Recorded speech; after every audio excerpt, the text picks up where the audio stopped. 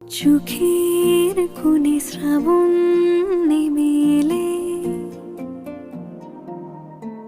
মেঘের ব্যথা কুড়োয় একা মন, স্মৃতির সুতো অলস আলো মেঘে ওড়াই সাত রঙা ইচ্ছে ঘড়ি সারাক্ষণ। কখনো মাঝে পথে ভুলের অজুহাতে দু চোখে ধরা যদি দু চোখ, হাঁটবো খালি পায়ে শহরে কবিতায় ডানায় আদরে পালক। জানি দেখা হবে,